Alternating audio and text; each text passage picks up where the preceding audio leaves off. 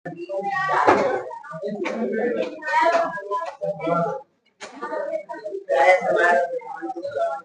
ठीक है, जय हिंद। चलिए आज की इस वीडियो में हम देखते हैं चैप्टर 3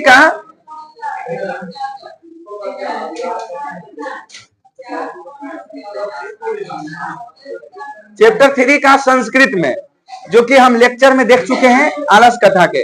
अभी जो देखेंगे सभी वस्तुनिष्ठ प्रश्न रहेंगे और संस्कृत में बहुत महत्वपूर्ण होते हैं वस्तुनिष्ठ प्रश्न। 2-3 नंबर इससे आते रहते हैं। इसका कहानी लेक्चर में बता चुके हैं। अच्छा हाँ, वो कहानी बताएंगे। आगे देखिए, कारुणिक के बिना किसकी गति नहीं है? धूर्तों की, पतितों की, वाचालों की या आलसियों की? तो आंसर हो जाएगा डी। आलस कथा पाठ किस ग्रंथ से संकलित है? कीर्तिलता, यहाँ मिसप्रिंट है, पदावली होगा, ठीक ना। देखिए इसमें जो आलस कथा है ना, इसका भी लेखक विद्यापति है, इसका भी लेखक विद्यापति है, इसका भी और इसका भी, सबके। लेकिन हमको ये आलस पाठ कहां से लिया गया है? पुरुष परीक्षा से। ठीक है, आगे चलते हैं। मैथिली कोकिल के नाम से कौन प्रसिद्ध था? विद्यापति, नारायण पंडित, कालिदास या वेद व्यास? हाँ, विद्यापति। वास्तविक आलसियों की संख्या कितनी थी? Option C. घर में लगी आग को देखकर कौन लोग पलायमान हो गए, यानी भाग गए? तो आलसी लोग, समझदार लोग, पुतले लोग या धूर्त लोग? तो धूर्त लोग। सबसे बड़ा शत्रु कौन है? क्षमा, आलस्य, क्रोध या लोभ? सब इसमें से इसको छोड़ के सब शत्रु है, लेकिन हमको चैप्टर का अनुसार आंसर कौन होगा? आलस्य। मैथिली भाषा के कवि कौन है? राजशेखर, विद्यापति, दामोदर गुप्त या कालिदास? Option B, Vidyapati. मनुष्य को कौन नष्ट कर देता है? धन, धर्म, आलस्य या इनमें से कोई नहीं? तो ऑप्शन सी। पति रेवह गति, बलनाम जननी गति, रिक्त स्थान की पूर्ति करे। पद में कौन होगा? आलस नाम, स्त्री नाम या युवा नाम? Option C. आया वाचाला कति वचनानी वक्तुम शकुन था, किस आलसी की उक्ति है? अरे वाचाल इतना बोलो मत, इसका मतलब है। तो कौन बोला था? चतुर। Option D. आलस कला में कितने लोग सोए हुए थे? 4, 3, 5, 7? 4 आलसी की कहानी थी, तो इसमें कितने लोग सोएंगे? 4। Option A. आगे, वीरेश्वर कैसा था? ईमानदार, भ्रष्ट, दानशील या धनी? दयालु। या इसके जगह रहेगा ऑप्शन में करुणावान।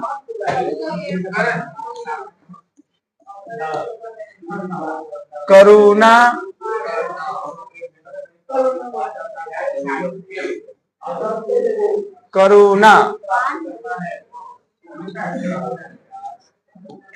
वान। अगर ये भी शब्द रहेगा तो ये ऑप्शन नहीं देगा, अगर देगा तो दोनों करना पड़ेगा उसको, ठीक ना। चलिए आगे देखते हैं। आलसियों को कौन अन्न, ये अन्न, इसको अन्न पढ़ते हैं, अत्र नहीं पढ़ना है, ठीक ना। अगर अत्र लिखेगा तो ऐसे लिखेगा, अगर अन्न लिखना होगा तो ई में ऐसे कर देगा, घुमाएगा मुंह। अवश्य कौन देते थे? वीरेश्वर। स्थिति, सौकार्य, मूलः ही डैश, इसमें कौन होगा? कौन कथा से है? आलस से है। आलसशाला में आग किसने लगाई? आलसियों ने, मंत्री वीरेश्वर ने, ये आलसशाला के कर्मचारियों ने या विद्यापति ने? सी। इसकी जगह, कर्मचारी की जगह और क्या रहेगा? अधिकारी भी हो सकता है, ईश्वर का अधिकारी। तव्य अर्थे यद्यस्मिन् गृह अग्नि लग्नो अस्ति, किस आलसी की उक्ति है? प्रथम, द्वितीय, तृतीय या चतुर्थ? द्वितीय का है। हाँ,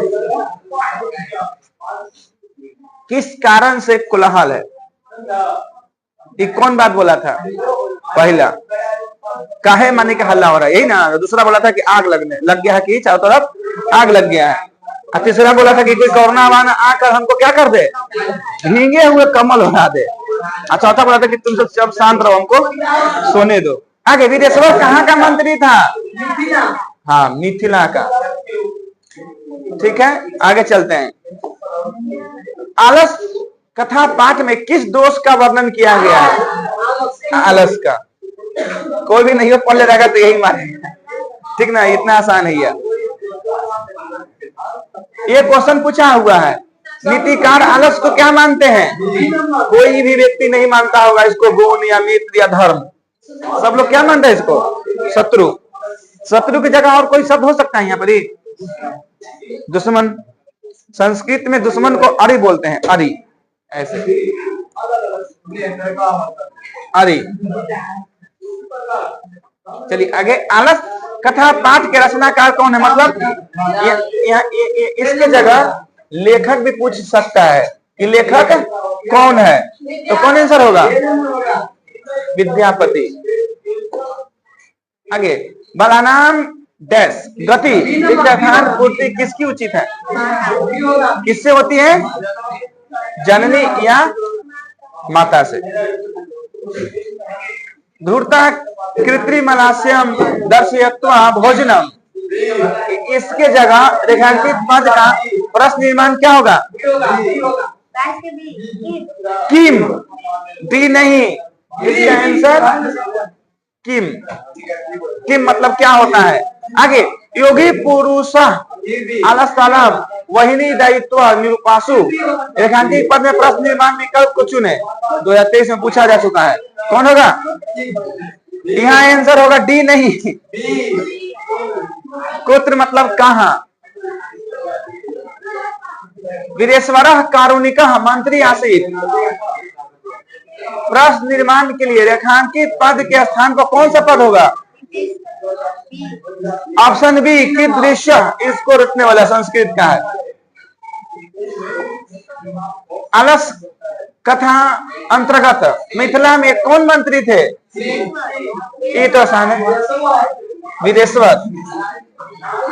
अरे बचाना, कितना बोलते हो? किस पुरुष का वचन है?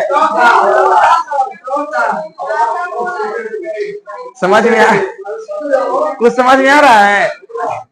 क्या लिखे हैं बताइए तो। ये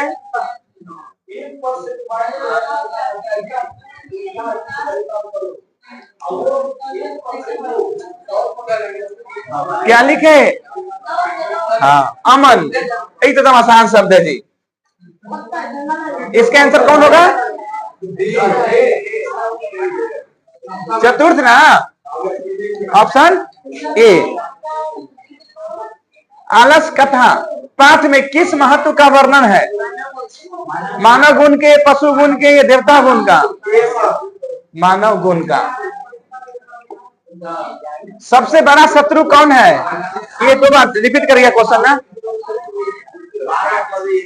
ना, ये दो बार रिपीट कर गया है, कोई बात नहीं। मिथिला में वीरेश्वर कौन थे? राजा था या सिपाही था या दरबारी था या मंत्री था? इसके दरबारियों ने आलसियों के साथ क्या किया था?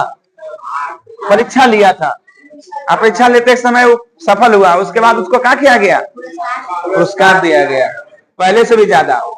आलस कथा कैसी कथा है? बाल, हास्य, धार्मिक या व्यंग्यात्मक?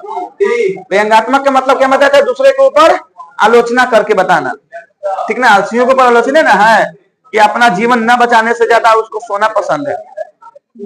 आगे, आलस शाला में आग कब लगाई गई थी? रात में, दिन में, जब सो रहे थे, जब भोजन कर रहे थे? हाँ। संसार में बच्चों का रक्षक कौन होता है? माता होते हैं। आलसशाला में आग लगने पर भी कितने लोग नहीं भागे?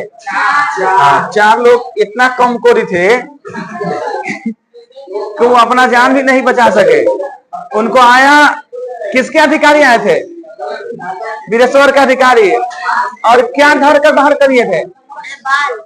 झूठा केस, मतलब तुम्हारे जैसा बाल होगा बढ़ा खत्म कर दिया। गरीबों और अनाथों को प्रतिदिन कौन भोजन कराते थे? हाँ, वीरेश्वर, ऑप्शन डी। चारों आलसियों को कौन कैसे बाहर किया? देखिए केस पकड़कर, ऑप्शन बी। आलस कथा पाठ में अहो कथायाम कोलाहल किस युक्ति के कौन बातें बोला था? पहला आलसी, ऑप्शन ए। आलसशाला में आग क्यों लगाई गई थी? हाँ, आलसियों की परीक्षा लेने के लिए। आलसशाला में लगी आग को देखकर कौन भाग गए थे? धूर्त लोग, ऑप्शन बी। अधिकारी तो लगवे किया तो भागे कहला वहां से, वो तो परीक्षा लेना है उसको। बनावटी आलस दिखाकर कौन भोजन ग्रहण करते थे? धूर्त लोग। विद्वान लोग ये सब काम नहीं करते हैं, मूर्ख लोग भी करते हैं, लेकिन ऑप्शन के अनुसार कौन होगा? धूर्त। भीषण भूख लगने पर भी कौन कुछ नहीं कर सकता? आलसी। को अपीत धार्मिको नास्ति कठे वासमान्य प्राद्रियोनोति किसने कहा? तीसरा आलसी बोला था ये बात। मैथिली के अलावा किस भाषा में विद्यापति का स्वामित्व था? हिंदी, मगही, संस्कृत या अंगिका? तो संस्कृत के ही पुस्तक में पढ़े आलस कथा, तो संस्कृत में पकड़ जरूर होगा उनको, ऐसी तो बात नहीं होगा, इसी लिख दिए। तो इसका आंसर कौन होगा? संस्कृत। संस्कृत के महारथी थे, खासकर मैथिली भाषा में तो बहुत सारे लिखे हैं वो। पुरुष परीक्षा भी लिखे हैं बहुत। पुरुष परीक्षा एक महाग्रंथ है जिसमें जगह छोटी सी कहानी लिया गया है तुमको, ठीक ना? चलिए, तो आज के लिए एक होमवर्क नोट कीजिए ऑब्जेक्टिव में, ठीक ना? विद्यापति, हाँ, विद्यापति किस भगवान के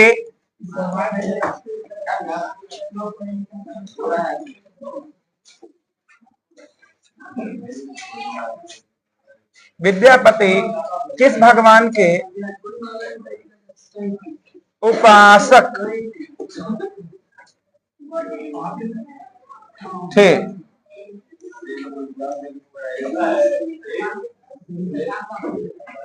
विद्यापति किस भगवान के उपासक थे?